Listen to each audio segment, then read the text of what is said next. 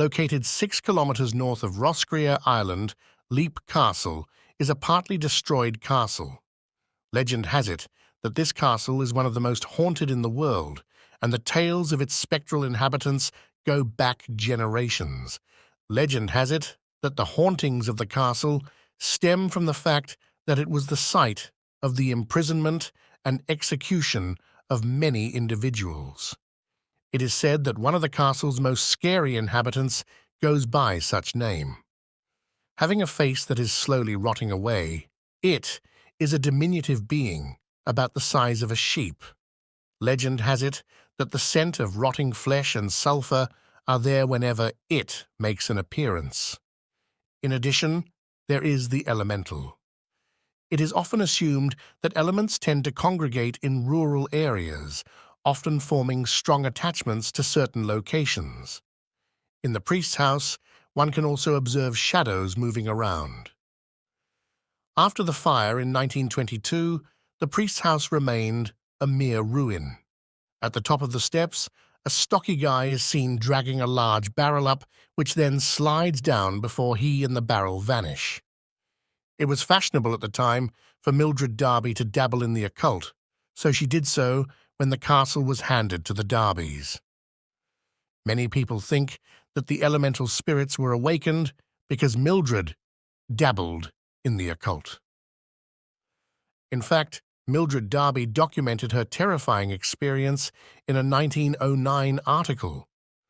As she stood in the museum, she felt a touch on her shoulder. Upon closer inspection, she saw a monstrous, gaunt-faced being comparable in size to the sheep. It has the stench of a decaying corpse and features dark holes that serve as eyes. Up until 1922, the Darbys lived at the castle. A second room with a murder hole in it is the Muckle Hole Room. Supposedly, the brother-in-law stabbed the guy to death, and his blood is visible on the room's floor. The brothers fought about who would possess the castle. Many individuals have also met the Red Lady. The Red Lady is said to be the spectre of a lady who was abducted and sexually assaulted by the O'Carrolls, according to legend. The rape was the direct cause of her pregnancy. She committed herself when the O'Carrolls murdered her child. Some have reported seeing the Red Lady brandishing a knife as if threatening to attack someone. There have been reports of 2 little girls playing at Leap Castle. They are often seen going up and down the stairs and playing in the hall by castle visitors. The names of the 2 are Emily and Charlotte. When 11-year-old Emily fell from the battlements, she died. Her spectre has been observed by many descending from the castle, then vanishing before striking the earth. It has come to light that the Charlotte's is pulling her crippled legs behind her. It is at Roscrea that you will find Leap Castle. The fortress dates back to the 15th century. It was constructed by the O'Bannon family for the benefit of the O'Carroll ruling dynasty. An failed attempt at seizing the fortress was made by the Earl of Kildare in 1513. He returned to the fortress 3 years later and largely destroyed it in another assault. In 1557, the castle was reclaimed by the O'Carrolls. The castle's past is filled with tragic events. Among the O'Carroll family, there was a history of animosity and even bloodshed between brothers. While one brother was out officiating a mass for relatives, the other brother stormed in and slashed at him with a sword.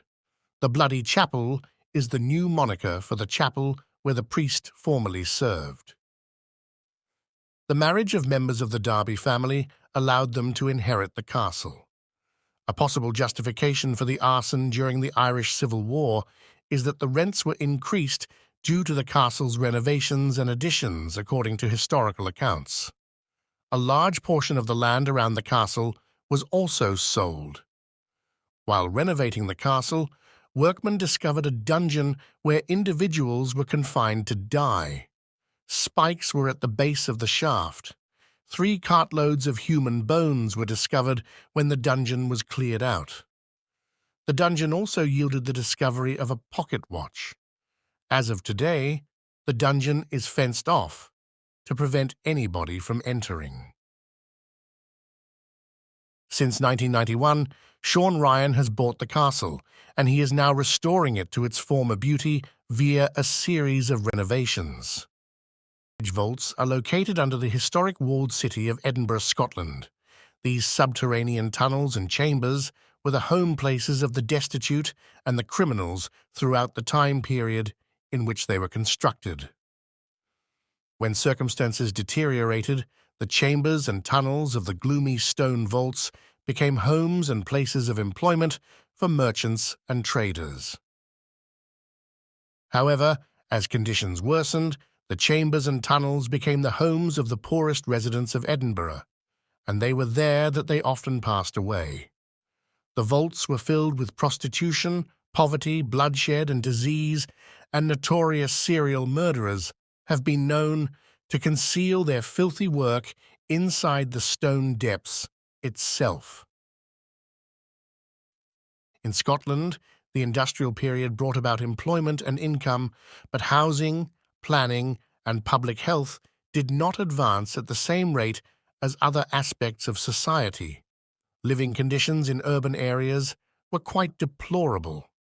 There was overcrowding since families of more than 10 people lived in small apartments. Death rates were high, greater than in England and other European nations at the time, and there was little sanitation, no running water, and no sunshine, which led to the spread of sickness and a developing issue with TB. The difficulties were made much more difficult for individuals who resided in the deeper levels of the Edinburgh vaults. During the Irish potato famine that occurred between 1845 and 1847, Scotland was inundated with migrants, many of whom found themselves at the very bottom of South Bridge. Not only did criminals and those living in the underworld trade illegal items via the tunnels in a black market, but they also built a red light district that included gambling establishments as well as a large number of bars and brothels. As a result, criminal activity, robbery, and murder proliferated. At one point in time, the circumstances were so deplorable that it was alleged that serial murderers were able to slaughter more than a dozen helpless victims and deposit their remains in the vaults without being discovered or prevented. What is often referred to as the Burke and Hare killings is an example of this kind of crime. Two Irish immigrants named William Burke and William Hare are accused of killing 16 individuals, the most of whom were women, in the year 1828. They are said to have hidden the remains of the deceased in the tunnels and chambers and then sold them to a physician so that he may dissect them during his famous anatomy lectures. The fact that corpses were not discovered so close to the individuals who lived in the vaults tells loudly about the circumstances that existed there. The demand for cadavers at a period when medical research was expanding meant that bodies were a desirable commodity. Some evidence suggests that even the most impoverished residents of the Southbridge slums were abandoning the area between the years 1835 and 1875. Despite the fact that the date is not included in any of the papers that have been preserved, the vault complex was intentionally shut down, and hundreds of tons of debris were poured within at some time. The dreadful past of the Southbridge vaults was eventually forgotten by the passage of time. In the decades that followed, everyone neglected to remember that families had previously resided in the tunnels under Edinburgh. A Scottish rugby player made an accidental discovery of the subterranean tunnels and chambers in 1980, more than a century after they had been found. The tunnels and chambers were then excavated and repaired after hundreds of tons of rubbish were removed. When excavators discovered children's toys, medication bottles, dishes, and other household objects in midden piles, that is when experts determined that the South Bridge had been home to a large number of unlucky individuals. It should come as no surprise that reports of paranormal occurrences have been made about the dark corridors, damp rooms, and cramped areas of the vault, given the unsettling ambience and the gloomy narratives of the vault's past. In addition to the terrifying accounts of Burke and Hare's slain victims in the vaults, there are a number of distinct spectres that are supposed to presently haunt the chambers. These spectres are said to be haunting the vaults. According to the legend, a spectral youngster known as Jack is believed to grasp the hands of visitors, while the more sinister Mr. Boots, who is characterized as a nasty piece of work, is reported to hurl rocks at victims. A few individuals who have visited the vaults have reported hearing the sound of his heeled boots stomping on the cobblestone, as well as his voice reverberating down the passageways. The mysterious occurrences and ghostly voices have been the subject of a number of important documentaries and television series that have received widespread attention. Belonging to Seath Morscorfiaclach, sometimes referred to as the Great Shore, is something that you may not be familiar with. This burial dates back to the 14th century and can be found in the kirkyard of St. Techaldus, which is situated on the Rothiemurchus estate in the Highlands of Scotland. A homing stone that is said to be cursed, sightings of ghosts, and an elf-like spirit that is known as the guardian spirit of the grave or the Bordach, a Duin, are all things that have made this location renowned. Dedicated to the guy who was victor in the combat at Perth in 1,396 inches and the only man to survive the Battle of the Clans, the burial of the Great Shore is marked with an homage to the individual who has this distinction. The cursed homing stones are 5 cylindrical granite stones that are placed on top of the tomb. It is said that these stones symbolize those individuals who were able to survive the war. It is stated that individuals who tamper with these stones will suffer from significant disease or perhaps die, and the center stone is supposed to be the most dangerous of all the stones. In 1983, an iron cage was constructed over the tomb in order to provide protection for tourists. In spite of the fact that the grave is the subject of well-known folklore, there are still those who are eager to put their luck to the test and see whether or not these tales are genuine. After coming into contact with the stones, there have been several reported instances of people who have experienced unfavorable outcomes of their actions. For instance, a footman who tossed one of the stones into the River Spey was discovered drowned 3 days later, and a journalist who hoisted a stone over his head was killed in a vehicle accident just hours later. Both of these incidents occurred in the same time period. There is a belief that the Bordach Aduin, also known as the guardian spirit of the shores, watches over the burial. As soon as the Grants took control of the Rothiemurchus estate, an elf-like ghost with a fiery temper started protecting Seath's tomb. It had previously served as the guardian of the Rothiemurchus estate, while it was owned by the Shores. Located in the Scottish Highlands, the burial of the Great Shore is a location that is both unusual and interesting, and it has a rich history and legend associated with it. The stories of its cursed homing stones and the guardian spirit of the grave continue to enchant and enthrall tourists, despite the fact that it is contained in an iron cage for the purpose of protection. Therefore, if you ever find yourself on the Rothiemurchus estate, you should pay a visit to the burial of the Great Shore. However, you should exercise caution and refrain from touching the stones within the tomb. The GLAMIS castle is haunted by a number of ghosts. Nonetheless, it is generally accepted that the castle is home to a total of at least 9 spirits. There is, of course, room for argument over the degree of accuracy of this spectral census. Nevertheless, one thing that can be said with absolute certainty is that GLAMIS Castle is widely regarded as one of the most haunted locations in Scotland. Some of the most well-known ghosts that are linked with GLAMIS are listed here. It is the ghost of the lady who did not have a mouth that represents the most terrifying aspect of the lady without a mouth. A number of people have reported seeing her strolling about the grounds while pointing to her severely injured face. This is said to be the spirit of Lady GLAMIS, also known as Janet Douglas, who was executed by being burnt at the stake in 1537 for being accused of being a witch. John Lyon, commonly known as Lord GLAMIS, was her first spouse. Together with him, she produced a son who was also called John. Upon his passing in 1528, she was suspected of poisoning him. However, she was exonerated of the charge and was free to marry Archibald Campbell of Skipness, who was her second husband. But in July of 1537, she was accused of trying to poison King James V of Scotland and communicating with her brothers, who were involved in other plots against the king. She was also suspected of conversing with her brothers.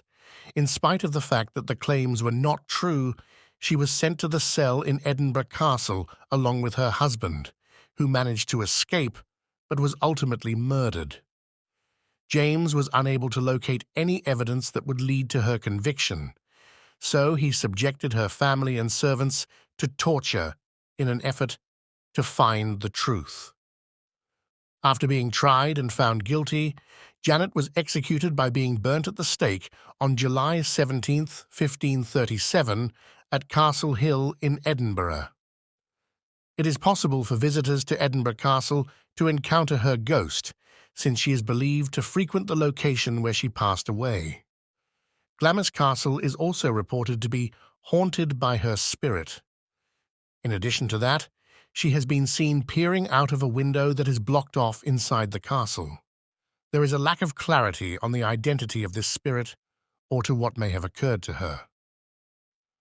On several occasions, the statue of a young boy who worked as a servant has been seen seated on the stone bench that is located near the entrance to the Queen's apartment. However, he has never been heard or seen anyplace else in the castle, despite the fact that he is witnessed as a full-bodied apparition. The spirit of Alexander Lindsay, 4th Earl of Crawford, commonly referred to as Earl Beardy, is considered to be one of the most popular and well-known ghosts associated with GLAMIS Castle. It was said that he was a harsh and twisted person who consumed a lot of alcohol. Throughout the whole of the castle, his presence has been detectable, audible, and felt. There have been reports of youngsters waking up in the middle of the night as a result of seeing a shadowy figure standing over their beds. Many people have the belief that he is now playing with the devil for all of eternity in a hidden area inside the castle. The story says that he was at the castle on a Sunday night, and when he got back to his chamber, he was yelling in a drunken frenzy for someone to come and play cards with him. So the narrative goes. On the Sabbath, nobody was interested in taking him up on his offer, so he ultimately became so angry that he decided to play the devil himself. Not long after that, there was a knock at the door. It was a tall guy dressed in a long black coat, and he inquired as to whether or not Earl Beardy still need the assistance of someone to play cards with him. They went to a chamber in the castle, slammed the door shut, and then began to play cards till the night fell. The Earl consented to assume the role of the guy, and they went to the room. The chamber was filled with a great deal of profanity and yelling, which extended throughout the whole castle and could be heard by everyone. After looking through the keyhole out of curiosity to find out what all the ruckus was about, one of the maids was blinded in one eye by a strong beam of light that was beaming through the keyhole. After the Earl heard the servant outside the door, he went to investigate and found out that he was spying. In the time it took him to return to the chamber, the individual who was thought to be the devil had already left, taking with him the soul of the Earl. Reportedly, he is still playing cards, and it is believed that he is doing it in a hidden area inside the castle. Even to this day, his yells have been heard from various locations within the castle. Thomas Bowes Lyon, the eldest son of the Strathmore family, who were the great-great-grandparents of Queen Elizabeth II, is said to have been the monster of GLAMIS, according to historical accounts. On October 21, 1821, he was born with severe deformities, and according to the documents, he was proclaimed dead on the same day. However, there are a lot of those who think that he did not pass away, and that he really spent his last days in seclusion at GLAMIS. The family kept him hidden from view due to his looks, which resulted in his being removed from the position of heir. He was only permitted to leave the building at night in order to get some fresh air and to wander about the grounds, the roof, and the parapets.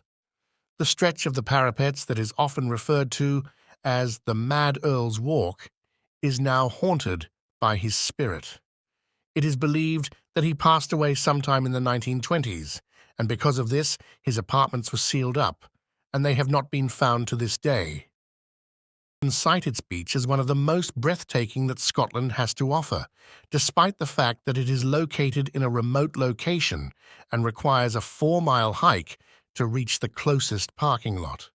The beach, however, is claimed to be the dwelling place of a group of unfortunate ghostly sailors who were stranded a long time before a lighthouse was constructed in the early 19th century. This is despite the site's natural beauty and peaceful surroundings. Humans have been familiar with Sandwood Bay for a considerable amount of time. In point of fact, it is thought that this particular stretch of coastline was one of the first inhabited regions in the region that comes to be known as Scotland. There is evidence of a Pictish village, and it is claimed that Vikings would dock here after sailing south beyond Cape Wrath. They would then pull their longships along the beach and into Sandwood Loch because of the location of the hamlet. In the past, the beach was never a very welcoming place to be. During the 17th century, the first maps of the region were created, and they depicted the terrain as an extreme wilderness that was inhabited by wolves.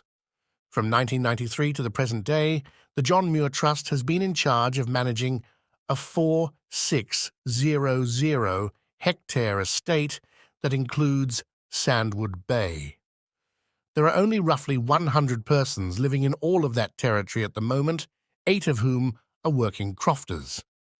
The terrible Highland clearances that took place in 1847 resulted in the eviction of a significant number of Sandwood's tenants. The stones that were taken from the abandoned clachan were then utilised for construction projects in other locations. As a consequence of this unfavourable time, if you go to the beach right now, you will have more than a mile of beach to yourself with very little competition. It should come as no surprise that ghost tales and folklore have attached themselves to Sandwood Bay in a limpet-like manner. Crofter, a sandy gun related to the folklorist R. MacDonald Robertson that he had saw a stunning mermaid that was 7 feet long and could be seen basking in the sun on a ledge in January of the year 1900. The reports of hauntings, on the other hand, are more widespread. In particular, the narratives are told by a bearded sailor who wears a peaked hat and brass buttons. It is reported that this spirit made an appearance to 2 crofters who were gathering driftwood in the early 1940s and yelled out, "All on this beach is mine, begone!" Shipwrecks have occurred in Sandwood Bay on several occasions. In the years leading up to the construction of the lighthouse at Cape Wrath in 1828, the region was known as a shipwreck graveyard due to the great number of accidents that occurred there. It is said that the shattered remains of Viking longships are concealed deep under the sand, and this is due to the fact that debris and corpses are washing ashore on the beach. Not only that, but it is also rumored that the riches from a Spanish galleon is buried here. The ruined Sandwood Bay Cottage, which is located in the middle of the beach, and Loch Sandwood, is the primary location where the majority of the ghost sightings have taken place. There are tales that the people who lived in the cottage would be roused from their sleep on stormy nights by the sound of a ghostly sailor banging on their window. In a particular occasion, an elderly fisherman had barely fallen asleep when he was roused from his sleep by the barking of his dog and the sound of footsteps approaching the hut. He asserts that he saw the face of an elderly sailor with a beard, taking a peek inside. But when the fisherman went to investigate what was going on, the sailor had already left. Having woken up for another night to the sensation of an ominous presence pressing down on him, the fisherman arrived at the conclusion that he would not be returning to the cottage. In addition, there are tales of wild horse ghosts. Two visitors who slept in close proximity to Sandwood Loch home said that they were aroused by the sound of the remains of the house shaking and vibrating. This sound, which was followed by the stomping of wild horse spirits. When two visitors who had travelled all the way from England were visiting Cape Wrath in the 1960s, they were staring out to sea when they saw a peculiar and tall man standing by the cottage. The eerie apparition had disappeared when the protagonists made the decision to investigate and walked to the cottage. It was eventually revealed to them by locals that they had most likely seen the ghostie. Gramercy Moor, Culloden Moor, is a cold and desolate battle in Britain's last pitched war, marking the end of the Jacobite Rising. The Jacobites were portrayed as primitive, Gaelic-speaking Catholics who committed themselves for Bonnie Prince Charlie, their Italian-born princeling. The Jacobites were not the ragged rabble portrayed in media and history, but rather traditional units and strong muskets. They outnumbered British government soldiers in artillery and balls, and most Highlanders fought for the prince were Episcopalian Protestants. Many Jacobites were from the northeast of Scotland, Ireland and England, dissatisfied with German Geordie George II. The last British Catholic king was James VII of Scotland and Secu of England, who was dismissed by George Burgreen of Hanover. Protestants feared the king's Catholic successor and sought assistance from William of Orange, his Protestant son-in-law. William of Orange's authority over Scotland was plagued by administrative failure and economic disaster, leading to the Scottish Darien colonization of Panama. The 1707 union of the crowns overwhelmed many Scots, and Jacobite numbers climbed overnight. The French saw an opportunity to land James III, the Old Pretender, in his own territories and incite an uprising. Scottish resentment persisted despite high excise tax and charges, and their passage by the English-dominated Westminster Parliament raised tensions. Lowland Scotland survived Hanoverian authority, but it was hard. Major French invasion failed in 1744, and the prince failed to deliver soldiers, money, and guns as ordered. The Jacobites invaded England and took Carlisle on November 15, 1745, after a 5-day siege. They marched from Lancaster, Preston, and Manchester to Derby on December 4th, trying to overthrow George II. Luck was running out for the prince, and France and the English Jacobites refused to aid. The Jacobites risked encirclement, and many men never wanted to leave Scotland. Lord George Murray and other Highland clan lords advised the Jacobite army to retire to Scotland. The Battle of Culloden took place on Drumossy Moor, above Inverness, on April 16, 1746. The Duke of Northumberland led a well-supplied government army against Charles Edward Stuart, who chose Drumossy's marshy terrain over guerrilla warfare. The Jacobites, led by the Duke, faced numerous challenges, including heavy artillery and cavalry, which led to many falling. Cumberland's heavy artillery and cavalry excelled, and the Redcoats used bayonets to attack the Jacobite ahead of them. The battle resulted in 1,500 Jacobites dying, with 50 government soldiers and 400 Redcoats also dying. Glen Urquhart, a young Jacobite volunteer soldier, fought at Culloden with his father and elder brother and later surrendered. Mackay, sent to the West Indies, fled to Jamaica to work on crops before retiring in Scotland. In the days following the war, Lord Cumberland ordered no combat injuries to be treated well, and Redcoats meticulously searched the battlefield, killing survivors. People from Inverness, saw the fighting as entertainment, earning him the nickname Butcher of Northumberland. High-ranking detainees were executed for treason, while common soldiers were treated more leniently. Bonnie Prince Charles escaped for 5 months, with £30,000 paid for his capture. He was shielded by his loyal comrades, including Flower MacDonald, who risked her life by slipping him from South Uist to Skye as her maid Betty Burke. Charles left Flora in Skye for Rasay. Charles Edward Stuart, a French hero, returned to Scotland after enduring Highland Midgie, famine, and redcoat pursuit. The French sent rescue troops to find and remove Charles from Scotland, and they triumphed on September 19th. Charles was banished to Italy, where he married Clementina Walkinshaw, a Scottish woman, and had a daughter, Charlotte. Charlotte was legitimized by Charles and requested to reside with him as Duchess of Albany. After his health deteriorated, she cared for him. Charles died in Rome in 1788, with his brother Henry officiating the burial. He left most of his money in his will, leaving the Scots who died for him and his cause nothing. A horrific Highlands vengeance followed the Jacobite defeat, with Culloden survivors chased throughout Scotland and thousands of young and senior men arrested and executed. The British government believed that the Highlanders required civilization for peace, leading to the brutal pacification of the Highlands and civilizing measures following Culloden. To reduce clans' military might, tartan, the kilt, firearms and bagpipes were prohibited in 1746. Chiefs' regal rule over clans was repealed by the Heritable Jurisdictions Act 1746. Many Highlanders lost land, and the British Army recruited them for additional cash. Many Highlanders fought in the American Revolution and 7 Years' War, earning their reputation for heroism. Culloden was the last British fight, but some believe the conflict continues.